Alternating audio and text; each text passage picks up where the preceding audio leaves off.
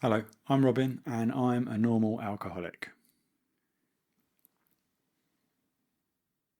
Celebrating with a drink. Now, this is another question from a viewer. James the Ferret asked, or he said that recently he got a job offer and his instant gut reaction was to celebrate with a drink. Why does he have this reaction? Or he asked, why does he have this reaction? And does it fade over time? Now, James didn't say how long he was sober, but yes, it does fade, but it's always going to be there.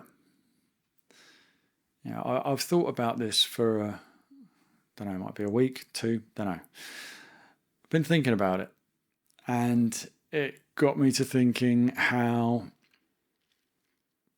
when you're a kid and you hear an ice cream van and that twinkly sound, the twinkly tunes they play, you think, oh, you get excited. You're like, oh, Mum, can I have some coins so I can go get an ice cream?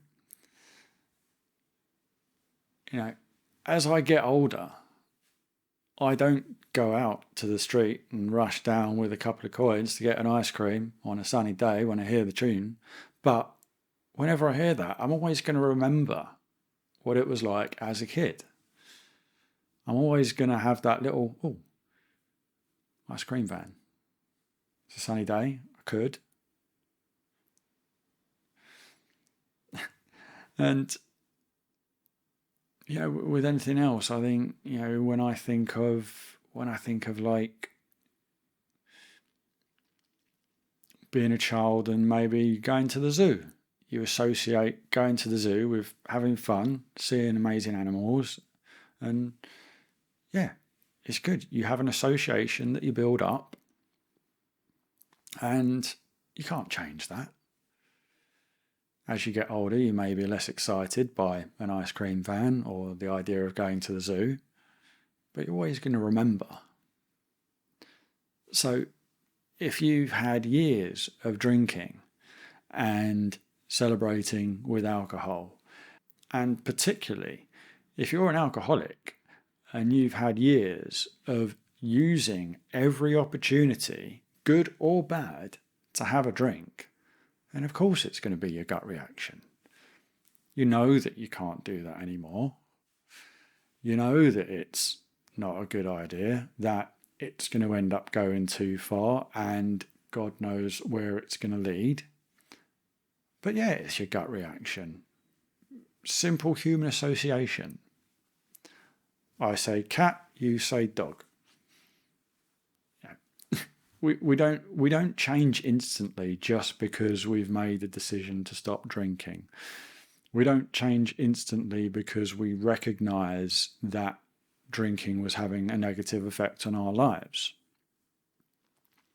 We don't change instantly just because someone's told us how to deal with these urges. It's still going to be there, but they do fade.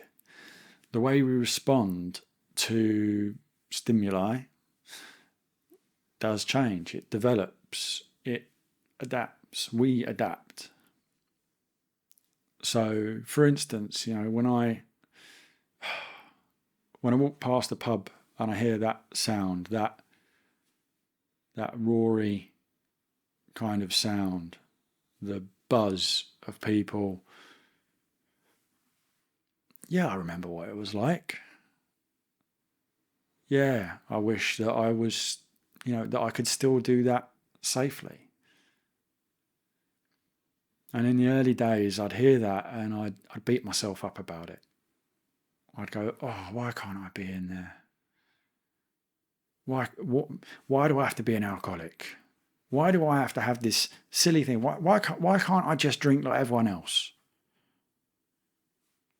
And eventually I'd go, oh, but it's going to lead me down that path, so I can't. Oh. Now I don't beat myself up. I hear that and I go, those were the days. Or I hear that don't think anything. Just walk past.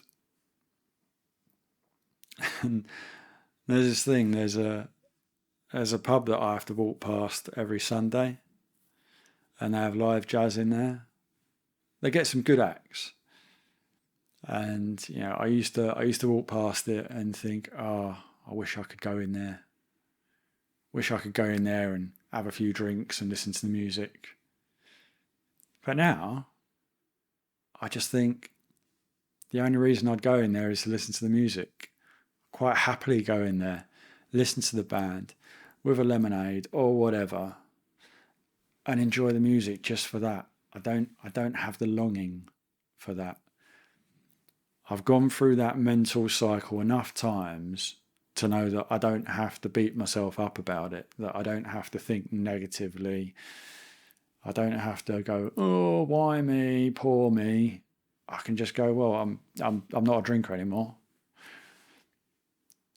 So yeah, James, eventually you'll get to the point where something good happens that you want to celebrate. And yeah, you might go, this is when I would have cracked open a drink or invited people down the pub. But eventually you'll get to the point where you just go, I'm grateful for this. I'm excited. I'm glad. What am I going to do? I want to tell my friends. I want to go out to dinner. And that bit of being excited, wanting to tell people, share your enjoyment with your friends, you'll have new associations. You'll have a new neural pathway that just says, yes, I can enjoy it, I can be excited, I can celebrate. And you will have had a few celebrations where you haven't had a drink and you go, and I don't need a drink. Simple as. But it takes time for all this to develop. As I said, just because you know you've got a problem, just because you know you shouldn't drink, just because you've built up techniques, doesn't mean they're going to be automatic all the time. You still remember that you used to celebrate with a drink. You just don't anymore. Don't worry about it. We're all just human. We've all got functioning memories. We all know that we used to drink. We never forget that. But life's all right now. Like I said, I can enjoy any public space as long as I want to be there. Quite happy to be around other people drinking. Quite happy to be in a wet environment, as people call it. But I've got rid of all the associations that make me want to have a drink. It's taken a while. I'm 3 years into this period of sobriety. I've got 3 years of failing in being sober before that. Yeah, hang in there, James. I hope you celebrated well on your new job. Anyone out there, if you've got any great things to celebrate, you can enjoy it and you can celebrate without a drink. It's about sharing that feeling with the people you want to share it with. It's not about sharing it with those people over a drink and ending up sloshed. It's about sharing your experience. As long as you've got some people that you can do that with, you'll be fine. So yeah, hope that helped. Clicky stuff, like, subscribe, etc. Leave comments. Tell me about your experiences. Let me know. But for now,